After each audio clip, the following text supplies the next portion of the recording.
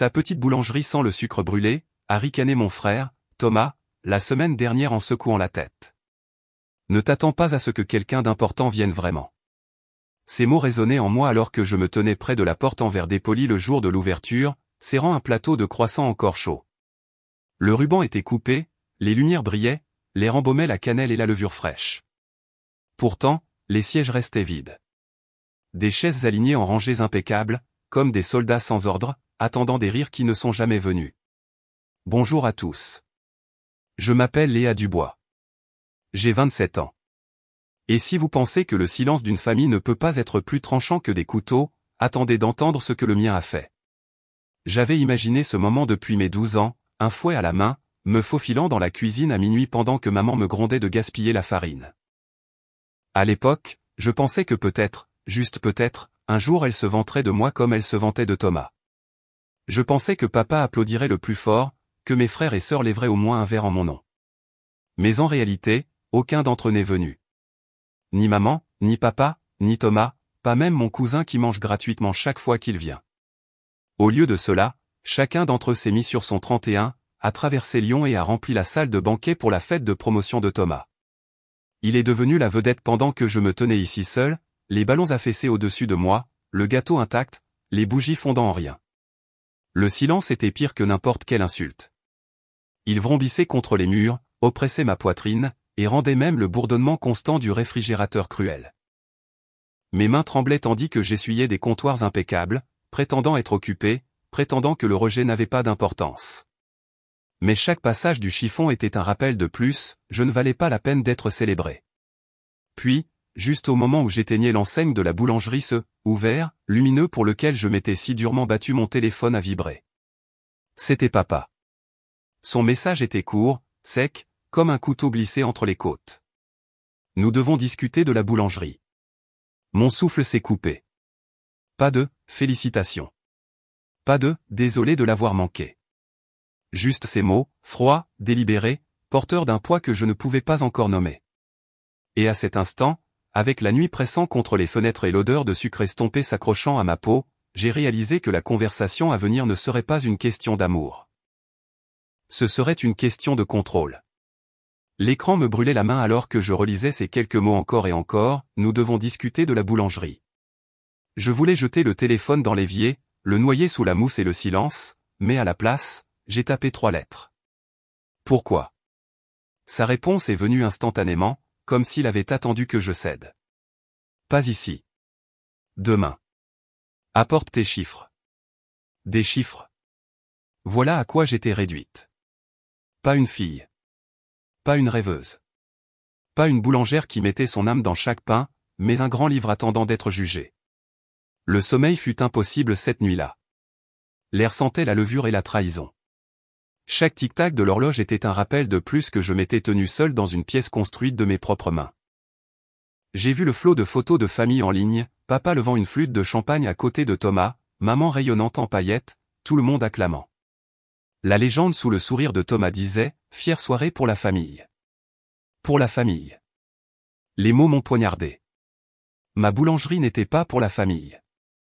Apparemment, c'était un passe-temps, une phase, quelque chose à tolérer jusqu'à ce que j'abandonne.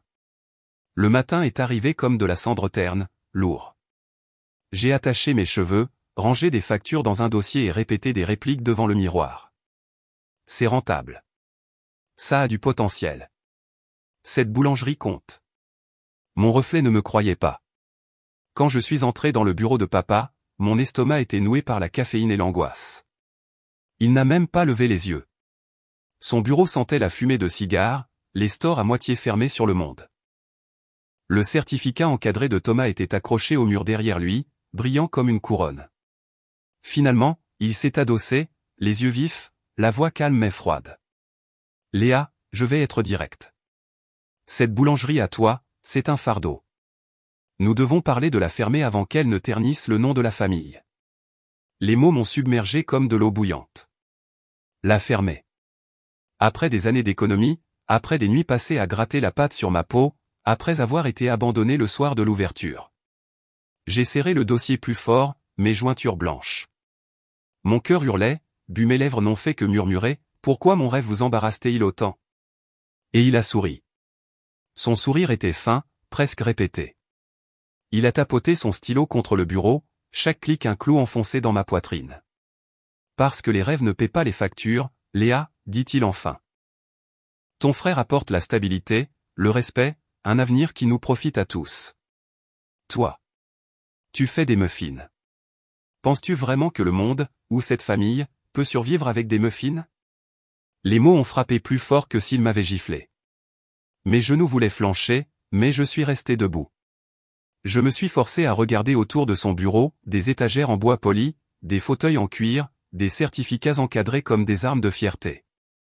Et au milieu de tout cela, une seule boîte de pâtisserie non ouverte que j'avais laissée sur son bureau 2 jours plus tôt, encore scellée, intacte. Il n'a même pas remarqué quand mes yeux se sont posés dessus. Il ne s'agit pas de toi, a-t-il continué, se penchant en avant maintenant, sa voix suintant quelque chose de plus sombre. Il s'agit de l'image que tes choix nous donnent. Les investisseurs, les amis, les collègues. Il voit ma fille jouer à la marchande dans une boutique délabrée pendant que Thomas gravit les échelons de l'entreprise. Qu'est-ce que tu crois qu'il murmure, Léa? Le silence dans la pièce était suffocant. Ma gorge me brûlait, mais j'ai forcé les mots à sortir. Peut-être qu'il murmure que j'essaie. Que j'ai construit quelque chose à partir de rien. Que je n'avais pas besoin de ton nom ou de son titre. Son rire fut bas, méprisant. Tu es naïve. Ce que tu as construit est fragile, et les choses fragiles se brisent. Tu vas vendre la boulangerie. Nous réinvestirons l'argent judicieusement. Et tu arrêteras enfin de nous embarrasser. La vendre? L'expression résonnait comme des cloches d'église. Vendre le seul endroit où je me sentais encore entière. Vendre la preuve que je pouvais tenir debout seul. Mes ongles se sont enfoncés dans le dossier de facture, dessinant des demi-lunes dans le papier. Je voulais crier, briser chaque cadre suffisant sur son mur. Mais j'ai ravalé ma rage, car crier n'aurait fait que lui donner raison. Au lieu de cela, je me suis levé lentement, la chaise raclant le sol avec une finalité délibérée. Ma voix tremblait, mais elle portait. Vous voyez peut-être des muffins. Mais un jour, papa, le monde me verra. Et quand il le fera, ce ne sera pas de votre nom qu'il se souviendra. Ses yeux se sont plissés, mais pour la première fois, il n'a pas ri. J'ai quitté son bureau la poitrine en feu, mais ses mots s'accrochaient comme une fumée que je ne pouvais pas laver. Le lendemain matin, lorsque j'ai déverrouillé la boulangerie, une ombre s'étirait déjà devant ma porte, Thomas. Il était appuyé nonchalamment contre le cadre de la fenêtre, consultant son téléphone, ce même sourire suffisant plaqué sur son visage. Papa m'a mis au courant, dit-il sans même lever les yeux. Tu as enfin réalisé que ta petite boutique de cupcakes ne vaut pas le nom de la famille. Je me suis figé, les clés encore à la main. Cela n'a rien à voir avec toi. Oh, mais si. Il a rangé son téléphone et s'est approché, baissant la voix. Ton bail. Devine quel ami possède la propriété? Un mot de ma part et tu seras expulsé avant la fin du mois. Papa ne veut pas que tu sois humilié, alors il te donne la chance de te retirer avec grâce. Vends-la. Prends les miettes. Va-t'en. Mon estomac s'est noué. L'air était épais de levure et de trahison. Il ne doutait pas seulement de moi, il complotait. La boulangerie que j'avais récurée, peinte et remplie de chaleur n'était rien d'autre qu'un pion dans leur jeu de contrôle. Pourquoi fais-tu ça? Ma voix s'est brisée, mais pas de faiblesse, de colère. Tu as déjà tout. Le poste, le titre, leurs applaudissements. Pourquoi m'écraser, moi aussi? Ses yeux se sont durcis. Parce que tu as toujours été le maillon faible. Et les maillons faibles se brisent. Mieux vaut maintenant que plus tard. La porte a claqué derrière lui, la clochette au-dessus tintant comme un rire cruel. Pendant un long moment, je suis resté dans la boulangerie vide, la lumière du matin se déversant sur des pâtisseries intactes. Mes mains tremblaient, mais lentement, je les ai posées à plat sur le comptoir, pour me recentrer. Je ne les laisserai pas me prendre ça. Pas mon rêve taché de farine. Pas le seul endroit qui était à moi. Mais au fond de moi, je connaissais une vérité, si je ne me défendais pas intelligemment, il me dépouillerait de tout avant même que les fours ne refroidissent. Cette nuit-là, alors que la dernière lumière s'estompait dans la boutique, je me suis murmuré comme un vœu, ils me veulent silencieuse. Au lieu de cela, je ferai en sorte que ma réussite leur reste en travers de la gorge. Le vœu pesait lourdement sur ma poitrine, plus fort que le goût amer du café que je buvais à l'aube. Pour la première fois, ma colère n'était pas dispersée. Elle était vive, précise, comme le fil d'un couteau. S'ils me voulaient partis, je devrais les déjouer sur leur propre terrain. J'ai passé la semaine suivante à travailler en silence, mais mon silence n'était pas une reddition. Chaque soir, après avoir servi les quelques clients fidèles qui passaient, je veillais avec des feuilles de calcul et des recettes, apprenant à équilibrer le sucre avec la stratégie. J'ai appelé des fournisseurs, renégocié des contrats et réduit les coûts sans sacrifier la qualité. La poussière de farine recouvrait les touches de mon ordinateur portable, mais les chiffres commençaient lentement à chanter. Pourtant, la trahison pulsait autour de moi. Maman est passée une fois, non pas pour me soutenir, mais pour délivrer un avertissement enrobé d'une fausse douceur. Ton père veut ton bien, Léa. Il ne veut juste pas que tu t'embarrasses, toi ou nous. Son parfum se heurtait à l'odeur du pain levant, et ses yeux balayaient les étagères à moitié vides avec pitié. Pourquoi ne laisses-tu pas tomber? Ces mots coupaient plus profondément que son silence ne l'avait jamais fait. Mais j'ai forcé un sourire, essuyé la farine de mon tablier et répondu, parce que c'est la seule chose qui est à moi. Cette nuit-là, je savais que la pitié ne suffirait pas à me briser, mais la paperasse le pourrait. Si papa voulait m'écraser, il utiliserait des contrats et des signatures. Alors j'ai fouillé dans les miens. Chaque clause, chaque ligne cachée en petits caractères dans le bail, chaque reçu et facture. Et elle était là une faille. Petite, enfouie, mais assez nette pour avoir de l'importance. L'accord du propriétaire n'était pas aussi solide que Thomas le croyait. Avec le bon avocat, avec la bonne pression, je pouvais retourner leur arme contre eux. Les fours bourdonnaient en arrière-plan, remplissant la boutique d'une odeur d'espoir. J'ai regardé la pâte levée, lentement et sûrement, et j'ai pensé, moi aussi. Je n'étais pas encore prête à les affronter. Mais bientôt, et quand je le ferais, ce ne serait pas avec des larmes ou des supplications. Ce serait avec des preuves qu'ils ne pourraient pas ignorer. La faille est devenue mon arme secrète, nichée dans un dossier, tout comme les recettes que j'avais autrefois griffonnées à minuit. Une seule négligence, le genre que des hommes comme mon père et Thomas ne penseraient jamais qu'une rêveuse comme moi remarquerait. J'ai rencontré un avocat 2 jours plus tard, mon tablier encore poussiéreux de farine. Il a parcouru le bail, puis a levé les yeux, les sourcils haussés. Vous réalisez que cette clause signifie que votre propriétaire ne peut pas résilier votre contrat sans un préavis de 30 mois? Pas à moins que vous ne soyez en défaut de paiement. Un soulagement m'a envahi, chaud et enivrant. La menace suffisante de Thomas, un mot de ma part et tu seras expulsé, n'avait aucun poids. Pas si je jouais bien mes cartes. Pour la première fois depuis des semaines, j'ai souri. Donc, je ne suis pas aussi fragile qu'il le pense. L'avocat a gloussé, repoussant les papiers. Fragile? Non. Prudente? Peut-être. Mais la prudence peut être une force. Cette nuit-là, j'ai cuisiné avec un feu que je n'avais pas ressenti depuis la veille de la trahison. Des brioches à la cannelle glacée comme de l'or, des pains levant fièrement, des croissants feuilletés à la perfection. Les clients l'ont remarqué. Le bouche-à-oreille a fonctionné, les gens sont arrivés, d'abord un voisin curieux, puis une petite foule de l'immeuble de bureaux voisins. Ma boutique, autrefois silencieuse, a recommencé à respirer. Mais la tempête tournait toujours. Papa est arrivé à l'improviste un soir, sa présence emplissant l'embrasure de la porte comme de la fumée. Il a regardé la file de clients qui s'allongeait, le brouhaha des conversations, la lueur du succès là où il s'attendait à l'échec. Sa mâchoire s'est crispée. Nous discutons toujours de cela, dit-il sèchement. Ne te mets pas à l'aise. J'ai soutenu son regard, mes mains stables sur le comptoir. Pour une fois, je ne me suis pas dérobé. Une discussion requiert 2 personnes. Tout ce que j'entends, c'est votre décision. Ses yeux ont vacillé. De la colère? De la surprise? Peut-être les 2. Il est parti sans rien acheter, la clochette au-dessus de la porte tintant derrière lui. Alors que le silence revenait, j'ai essuyé mes mains sur mon tablier et murmuré à voix basse, à moitié pour moi-même, à moitié pour les murs qui avaient tout vu, il me voulait faible. Au lieu de cela, je deviens incontournable. Et pour la première fois, la boulangerie ressemblait moins à un fardeau et plus à une arme. Plus ma boulangerie se remplissait de lumière, plus les ombres de ma famille s'assombrissaient. Ils ne le supportaient pas la vue de clients riant autour de lattes, de voisins louant mon pain comme le meilleur de Lyon. Ce qu'ils pensaient voir s'effondrer avait commencé à fleurir. C'est Thomas qui a frappé ensuite. Il est entré un matin sans y être invité, sa cravate impeccable, son eau de Cologne étouffant l'air. Il a déambulé entre les tables, souriant aux clients comme s'il était le propriétaire, avant de se pencher sur le comptoir. Sa voix était basse, destinée uniquement à moi. Papa dit que si tu ne vends pas, il retirera le financement du fonds en fiducie. Cela inclut ton prêt pour l'équipement.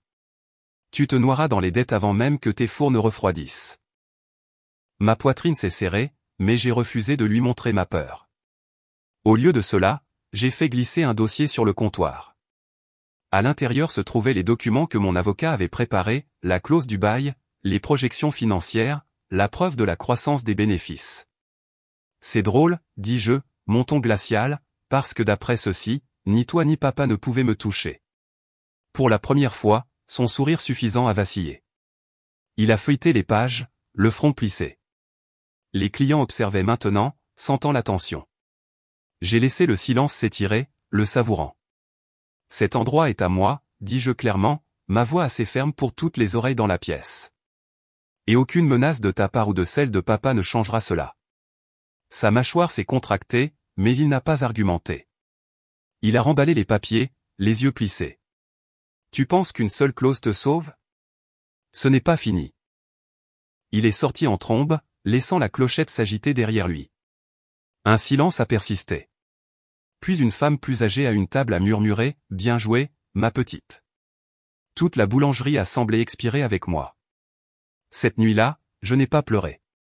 Je n'ai pas tremblé. J'ai nettoyé les comptoirs avec un calme délibéré, chaque passage une promesse. Ma famille pensait pouvoir m'effacer, mais ils ont sous-estimé ce qui arrive quand on pousse quelqu'un qui n'a plus rien à perdre. Les fours ronronnaient, le pain levait, et moi aussi. Je ne savais pas quel serait le dernier coup de papa. Mais j'étais prête.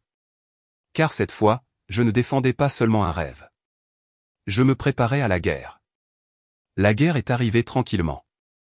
Pas de porte claquée, pas de voix élevée, juste une lettre glissée sous la porte de ma boulangerie un matin, nette et lourde de la signature de mon père. Une recommandation officielle aux investisseurs potentiels de Lyon, les avertissant que la boulangerie de Léa Dubois était instable, financièrement imprudente, et non soutenue par sa famille. Cela aurait dû m'anéantir. Au lieu de cela, j'ai ri. Parce qu'à ce moment-là, je n'avais plus besoin de leur approbation. J'avais mes preuves, mes clients, et surtout, mon indépendance.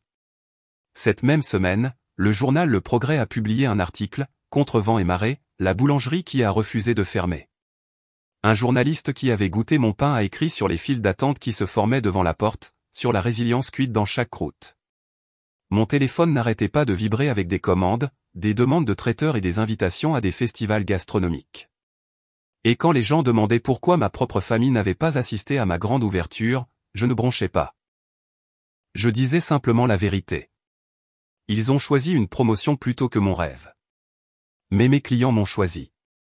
La nouvelle s'est répandue, non seulement de mes pâtisseries, mais aussi de mon défi.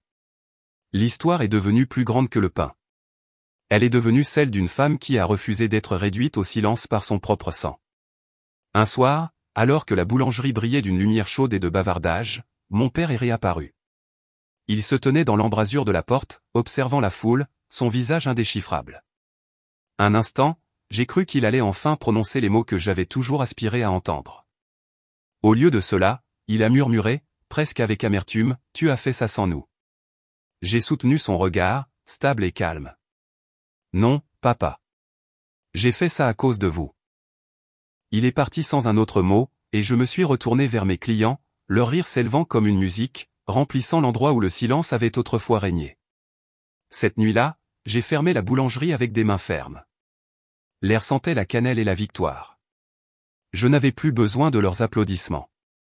J'avais construit quelque chose de plus fort que leur approbation, plus fort que leur menace, quelque chose qui était à moi. Et pour la première fois de ma vie, cela suffisait.